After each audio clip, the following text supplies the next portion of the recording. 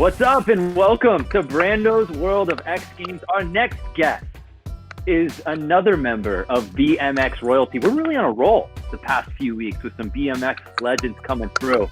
But a personal favorite of mine, a personal favorite of yours, I'm sure. We now welcome to the show Nasty, Cory Nastazio. Cory, what's cracking, man? Whoa, now my face is bigger.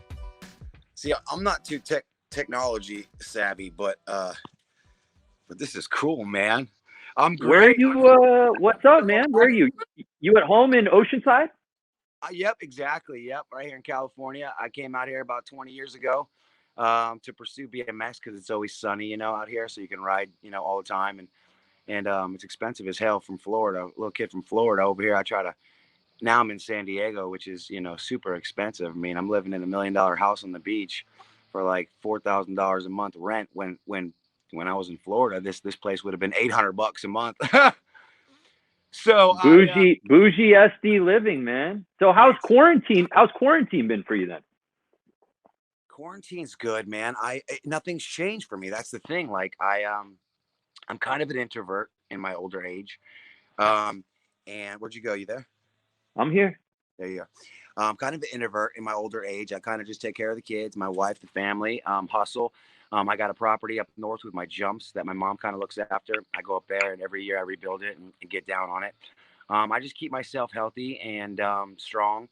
The older I get, the more of a challenge it is to be to ride at this level that I'm riding at. Because when I was young, I mean, I would go out all night and hang out with the boys and then wake up at, go to bed at like 5 a.m, wake up at like 9, get a couple laps of practice and then win the contest. And now, now I'm eating the earth, I'm eating the ground, I'm sleeping, I'm in bed by like 8 o'clock. I'm already snoring. I'm up, I'm working out, I'm on a road bike. I'm doing push-ups off the goddamn ceiling. Pull-ups. So you're a plant guy now? Are you plant-based? You vegetarian? No. What are you? No, I'll eat a steak. No, I'll eat a steak for sure.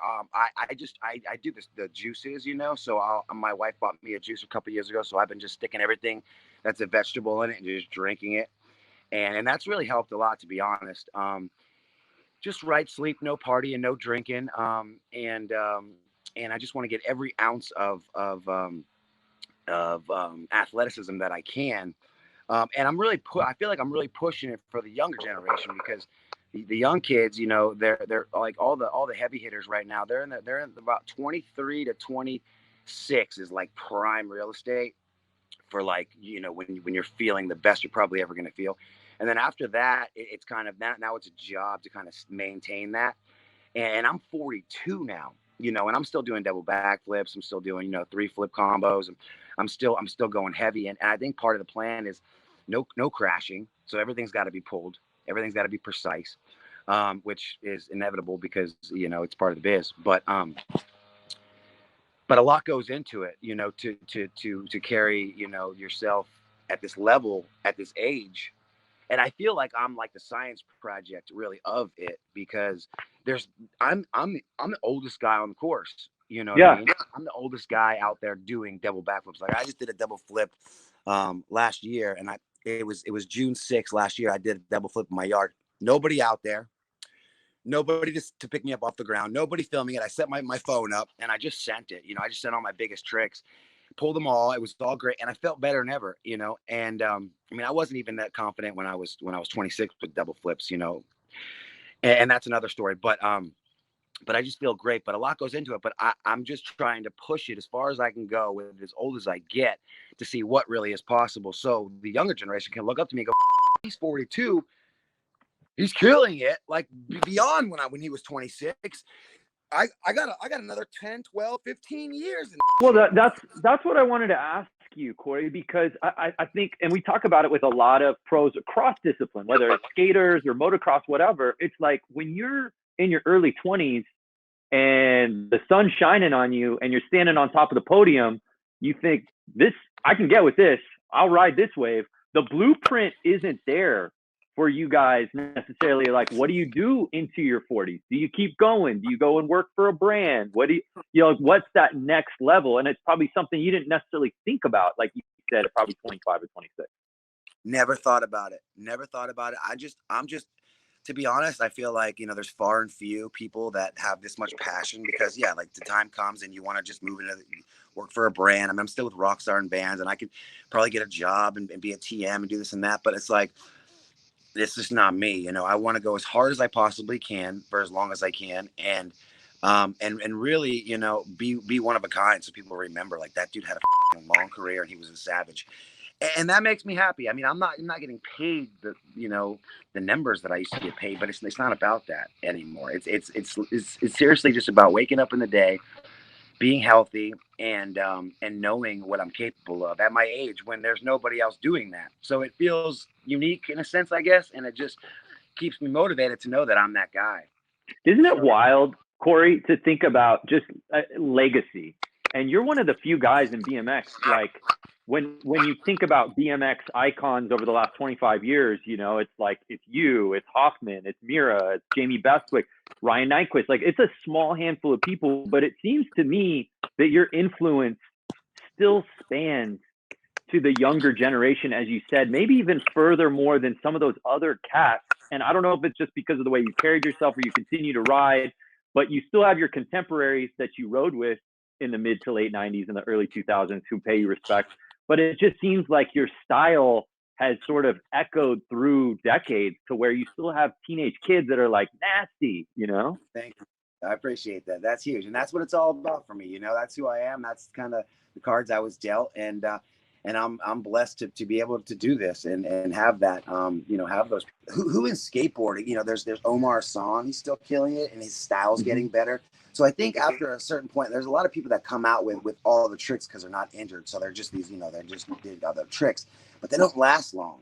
They come in hot, they make some money, and then they're gone. They're working for a vitamin company, or like you said, they fall back into brands and they're just done.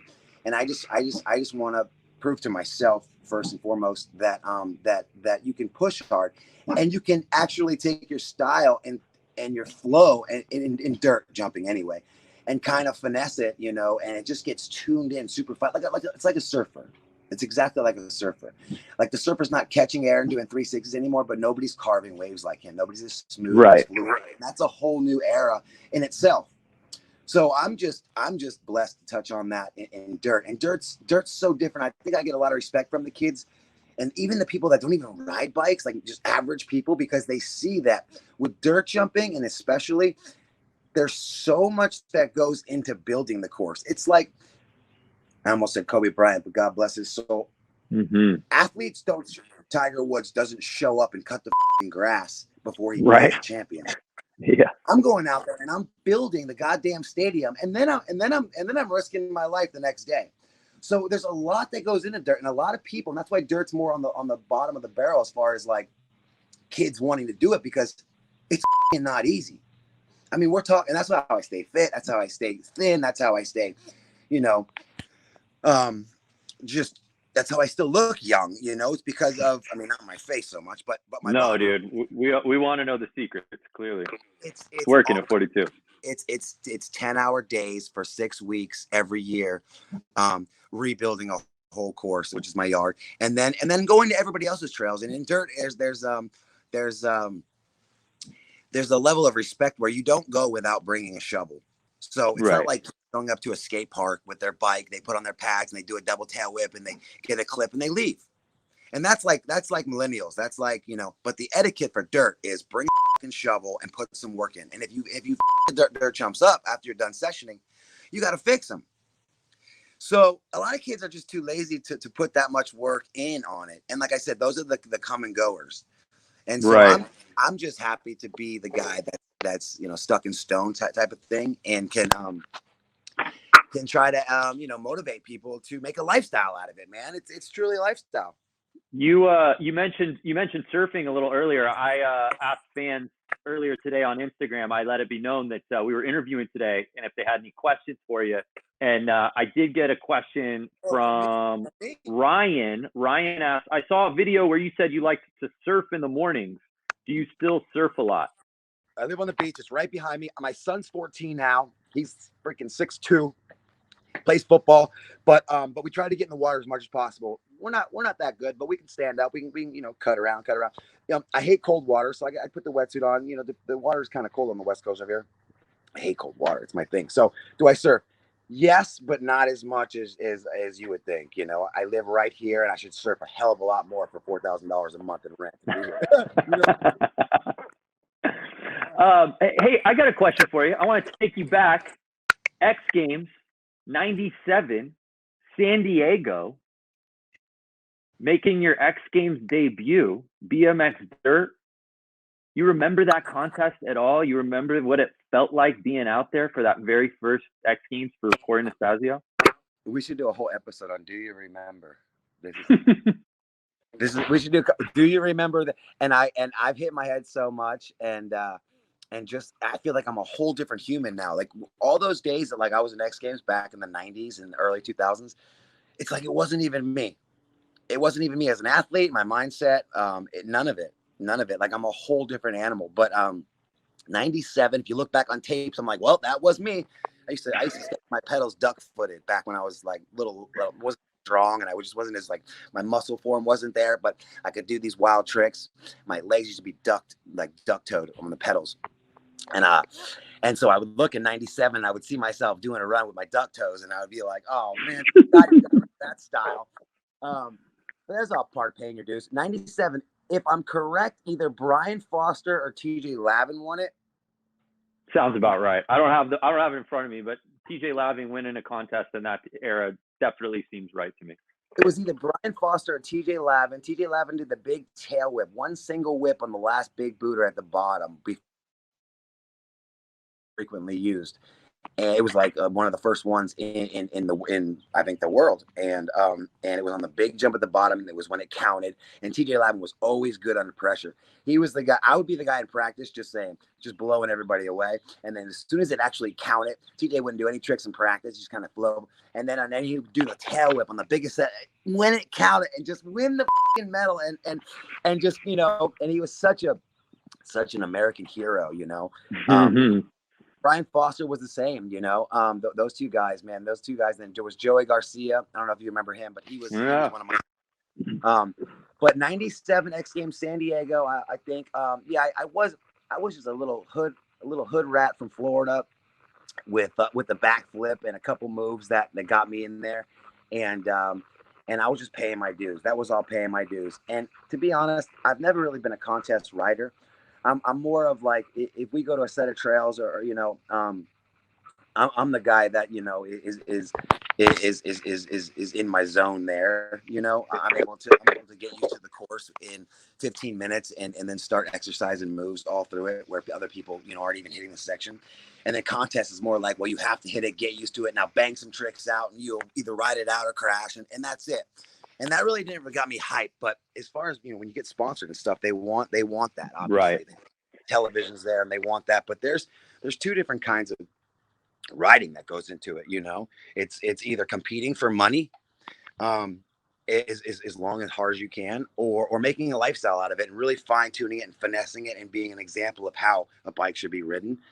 And I guess that's kind of always been my thing. And I'm just that's the thing, and then I got second in 2001.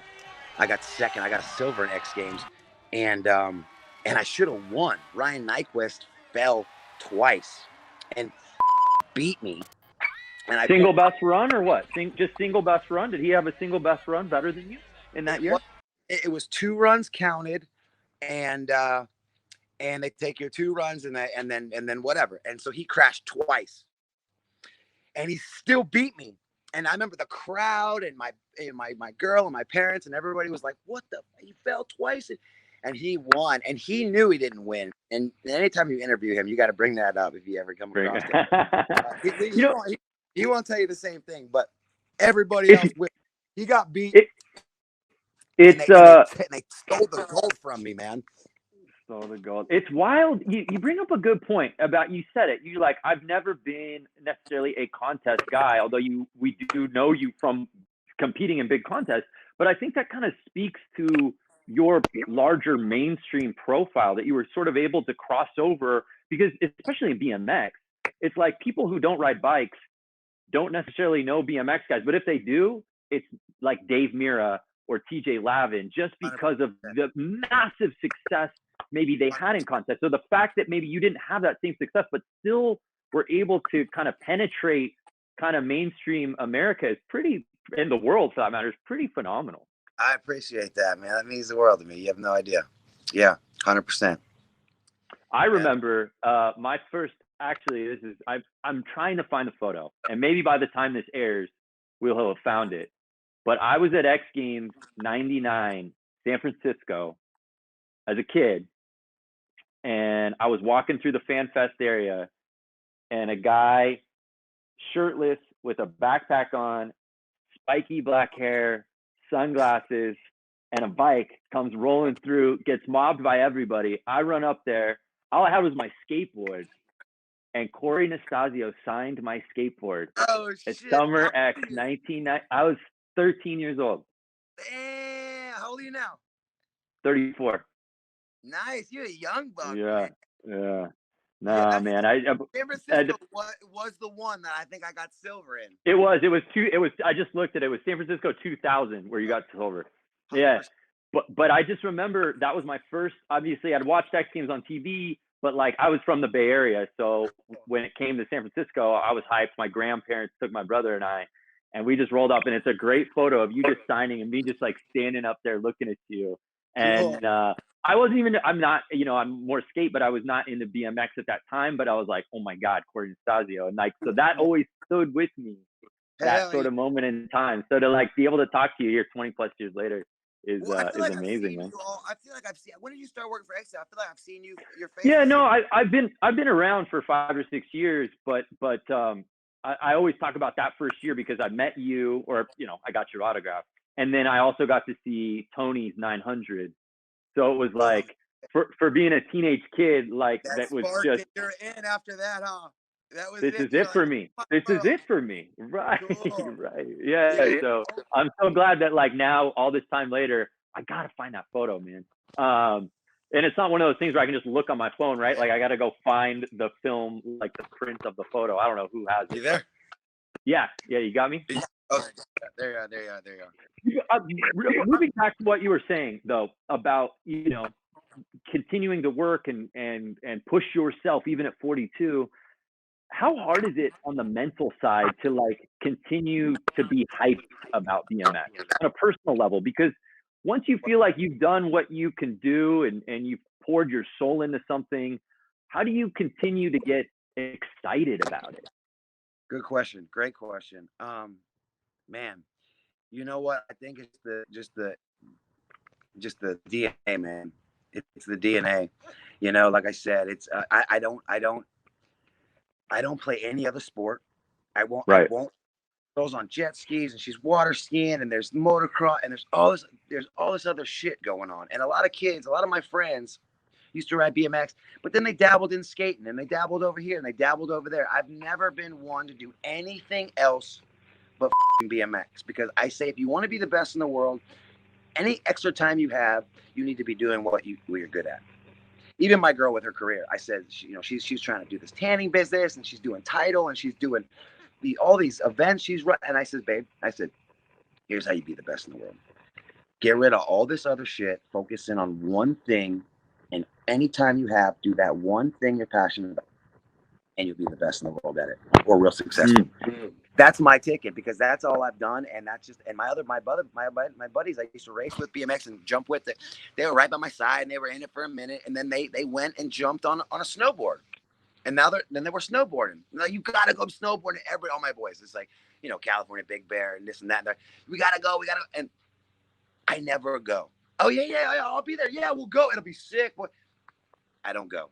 Where do I go? I got a shovel in my hand. And I'm building a dirt jump in the woods in 90-degree weather with nobody. So but you can't even separate yourself from like, oh, I'll just go and just have a good time with my homies on like just a day trip up to Bear. You can't even do that. Wow. I'm a psychopath. Honestly, I'm an absolute psycho. I mean, if I'm not making money, if something's not paying me to be somewhere, then and I have my time, then I'm going riding with it. Plus, I got the kids now, so now it's even different. But and really, that's what makes that's why I'm able to do some of the things that I can do on my bike. Like I said, like even riding trails, there's some sections. I've been going back to the East Coast the last couple of years and riding sections that nobody hits. They haven't built and they just sit out in the woods and nobody's even hit them yet. I'll get there in 15 minutes, look at it, grab my bike and figure it out. And I can do that anywhere. And I think that's why I'm still psyched on riding, because I'm not maxed out and there's still much more to do. And it's not the backflip at the X Games or the stunt in itself. It's more of like, can you get through this line? Can you jump this 40-foot gap with the landing tilted 90 degree to the left between two trees and then hit the next jump after it and keep your flow? I mean, that in itself is a whole different animal.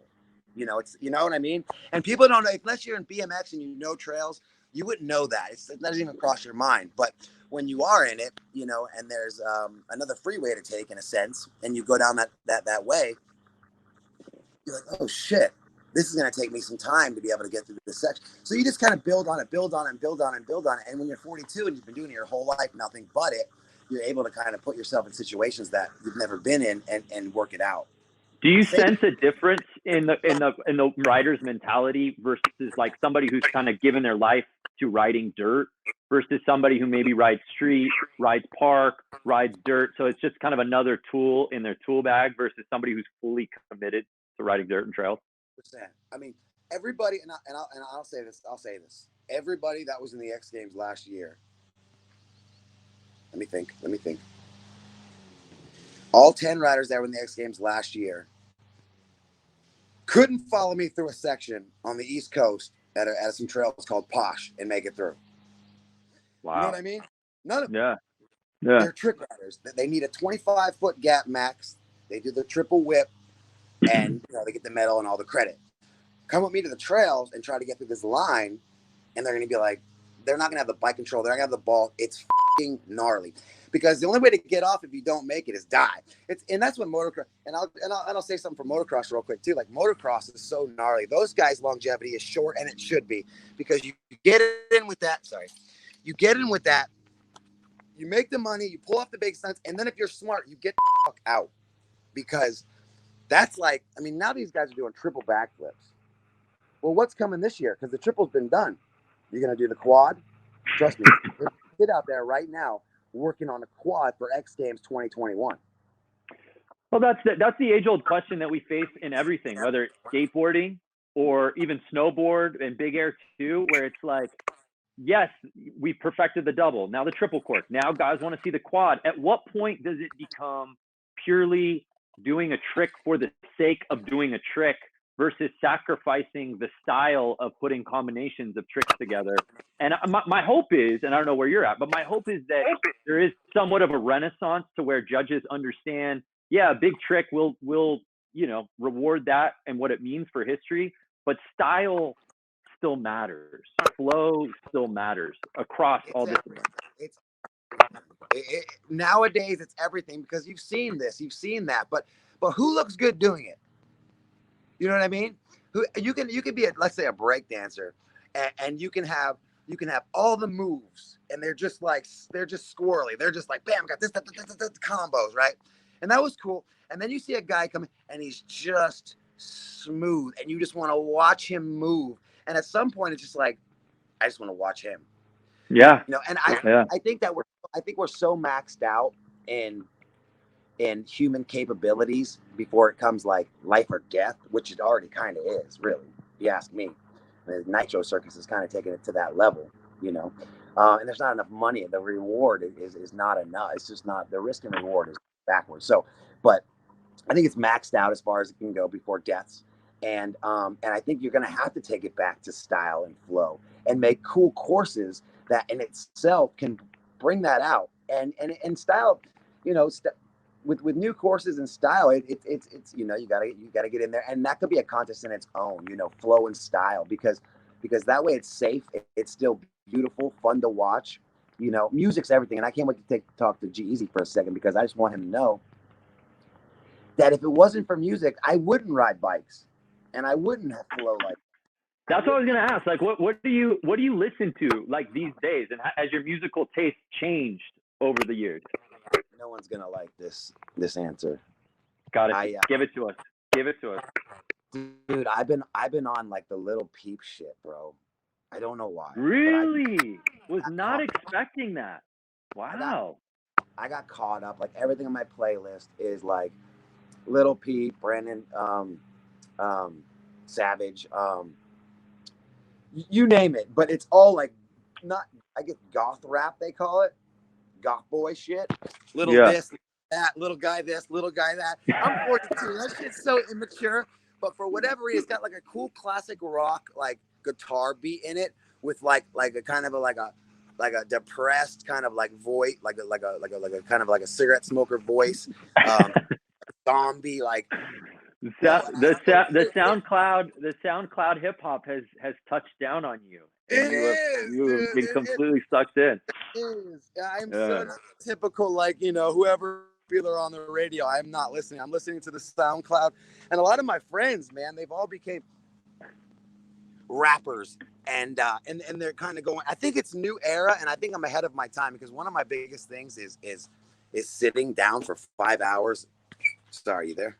Sitting down for 5 hours, and I really sit there and I find new music, and I have I'm on Spotify, so I have that where I can fast forward it, so I already know if I like the beat or I like the catch, and then I don't like it, I get rid of another one, and if I like it, I get and I'll go for 5 hours and I'll build myself a 25 song playlist, but every 25 songs on there is motivation. I can see myself going off on it, so I kind of do that. It's kind of like my ammo. So then when I build a playlist, I kind of have a hope for the next 4 weeks, I'll have some new shit to go off of. I'll really ride that in. I don't listen to the same stuff over and over. I got to make a new playlist about every month to give me that month motivation to go harder and really to keep myself, like you said, motivated. It's all about music. Oh man, Cory, I could keep talking to you for another hour, but hey, before I let you go. Yeah. Before I let you go, it's the 25th anniversary of X Games. X Games started Extreme Games back in 1995. Now 2020, 25 years of X Games. So we're asking everybody who comes on the show if they've got a favorite memory or moment of X Games. It can be in your own career, or it can be somebody else, or some moment or some contest that you were watching while you were there and you were like, oh my God, I'll remember where I was when that happened. You got one of those from the last 25 years of X Games? I'd say Carey Hart's backflip on a motorcycle. Yeah. That was a breaking point. That kind of started the whole new era of where we're at today. Really, it did. It went from doing these little kick their feet over the seat, these little moves, and no hands, no feet, no hands, no feet, and it was kind of getting stuck there. And then all of a sudden, he just sent the backy, and it was like new breaking grounds, and I was like, holy shit. And and then you can just imagine where we're at now. It's like now I can't even fathom. I mean, if I like I said, back to motocross, if I had to, and then Tony Hawk's 900, of course, but if I had to think about if I would have thought about where the sport would be today from that moment, I would have never thought the athletes on motorcycles especially could be where they're at today.